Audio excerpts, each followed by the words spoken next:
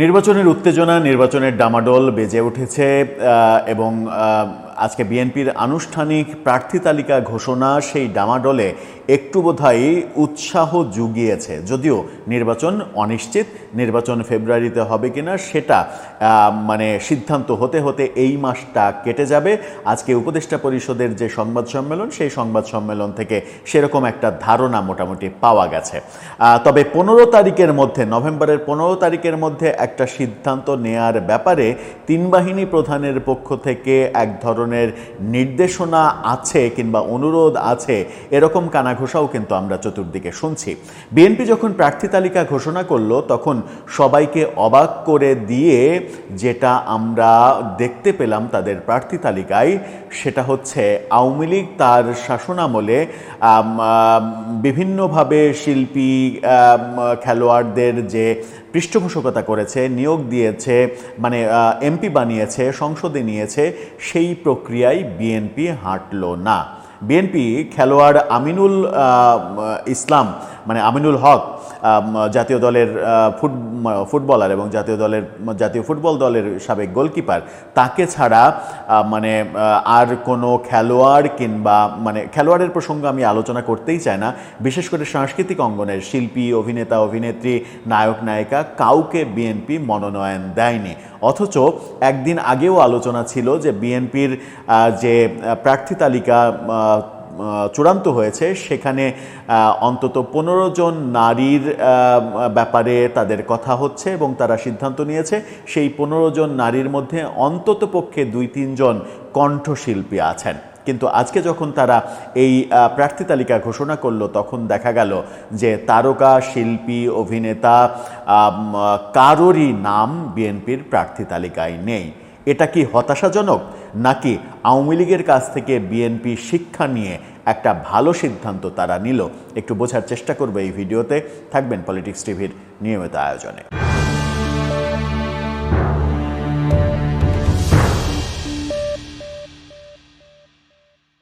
দর্শক, বলছিলাম বিএনপির মনোনয়ন যখন আমরা দেখলাম আওয়ামী লীগের এমপি হয়ে নায়ক ফেরদৌস দেশান্তরী, দেশ থেকে পালিয়ে যেতে বাধ্য হয়েছেন, কিংবা অনেক অভিনেতা অভিনেত্রীরা পালিয়ে যেতে বাধ্য হয়েছেন, আবার অনেকে জেলে যেতে বাধ্য হয়েছেন, সেরকম একটা মুহূর্তে আমরা দেখেছি, এমনও দেখেছি যে সাবেক এমপি, নারী কোটায় যাকে এমপি করা হয়েছিল সুবর্ণা মুস্তফা, তাকে বিদেশে যেতে দেয়া হয়নি।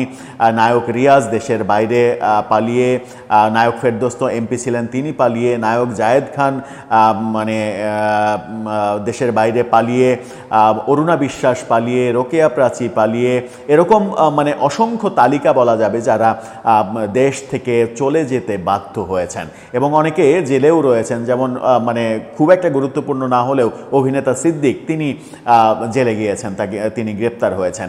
এরকম লঙ্কাকাণ্ড আওয়ামী লীগের সময়ে আমরা দেখেছি এবং আওয়ামী লীগের সময়ে শিল্পীদের, শিল্পী কলাকুশলীদের, বিশেষ করে মানে অভিনেতা অভিনেত্রী, সঙ্গীত শিল্পী, এই সেক্টরের লোকদের আওয়ামী লীগের চাটুকারিতা এমনভাবে করতে দেখেছি যেটা শিল্পীদের করা উচিত কিনা সেটা নিয়ে যথেষ্ট বিতর্ক রয়েছে।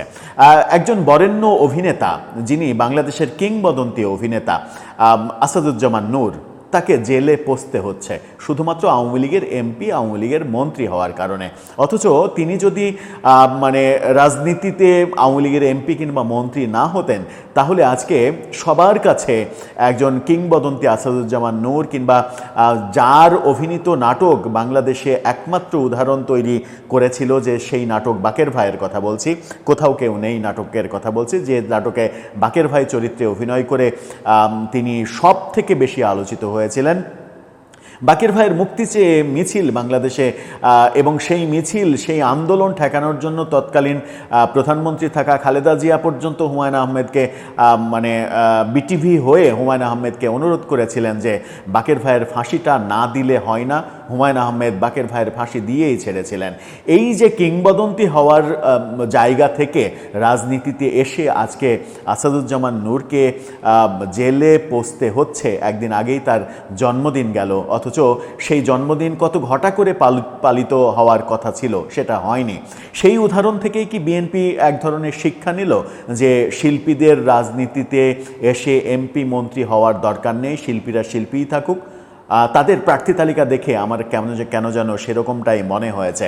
তারা তাদের প্রার্থী তালিকায় একজন শিল্পী, একজন অভিনেতা, অভিনেত্রী, কণ্ঠশিল্পী কাউকে রাখেনি, এবং তাদের তারকা অনেক কণ্ঠশিল্পী, অভিনেতা, অভিনেত্রী রয়েছেন যাদেরকে না রাখা অনেককে মানে অবাক করেছে অনেক বেশি।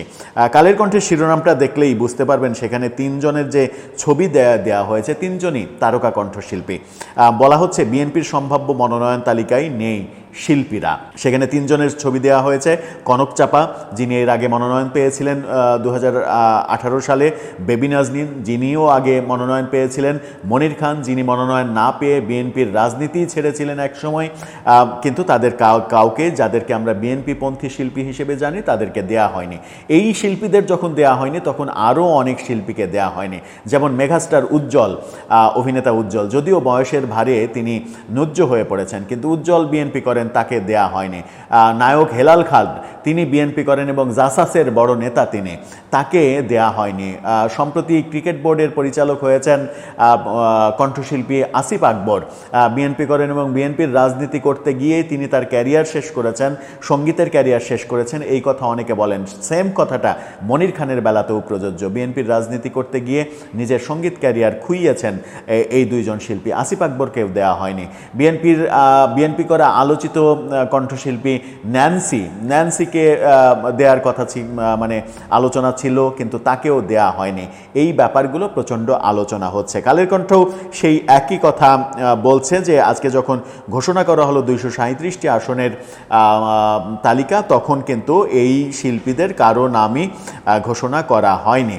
নিজ নিজ এলাকায়, নির্বাচনী এলাকায় পরিচিত ও গ্রহণযোগ্যতার পাশাপাশি দলীয় জরিপে এগিয়ে থাকা অনেকের নাম থাকলেও আগামী জাতীয় সংসদ নির্বাচনে এদের কাউকেই, সবিজের কাউকেই মনোনয়ন দেয়নি বিএনপি। বিএনপির মনোনয়ন প্রত্যাশীদের তালিকায় অভিনয় অঙ্গনের মানুষের চেয়ে সঙ্গীতাঙ্গনের মানুষের নামই বেশি উচ্চারিত হয়, যাদের মধ্যে অন্যতম বেবি নাজনীন, মনির খান, রোমানার মোর্শেদ, কনক চাপা, অভিনেতা আশরাফ উদ্দিন আহমেদ উজ্জ্বল, যেটা বলছিলাম মেগাস্টার উজ্জ্বল। এছাড়া আলোচনায় আসিফ আকবর, ন্যান্সি, ও চলচ্চিত্র অভিনেতা হেলাল খান, শিবা শানু বিএনপির মানে ডাই হার্টেড একজন মানে ভিলেন, এবং বিএনপির আমলে, আওয়ামী লীগের আমলে বিএনপির লোকজনকে এরকম প্রচারও করতে দেখেছি যে মানে আওয়ামী লীগ করা বিভিন্ন নায়কের উদাহরণ দিয়ে তারা এরকম প্রচার করেছে যে এরকম 100 নায়কের চাইতে এমন একজন ভিলেন আমাদের অনেক বেশি গর্বের। এরকম প্রচার করা শিবা শানুকেও কিন্তু দেয়া হয়নি। এর আগে আমরা দেখেছি যে 2018 সালে নীলফামারী 4 আসন থেকে বেবি নাজনীনকে মনোনয়ন দেওয়া হয়েছিল। সিরাজগঞ্জ 1 আসন থেকে কনক চাপাকে মনোনয়ন দেওয়া হয়েছিল। নীলফামারী 4 আসন থেকে এবার মনোনয়ন দেওয়া হয়েছে আব্দুল গফুর সরকারকে। সিরাজগঞ্জ 1 আসন থেকে কাউকেই মনোনয়ন দেওয়া হয়নি, সম্ভবত সেটা জোটের কাউকে ছাড়া হবে।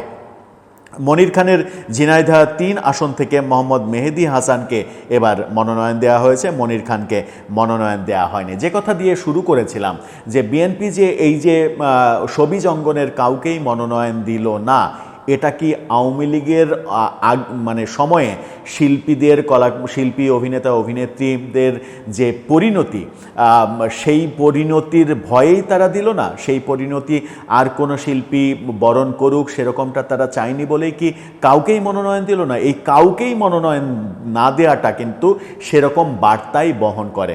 যদি 1-2জনকে দিত তাহলে বলা যেত যে তাদেরকে যোগ্য মনে করেছে, অন্যদেরকে যোগ্য মনে করেনি।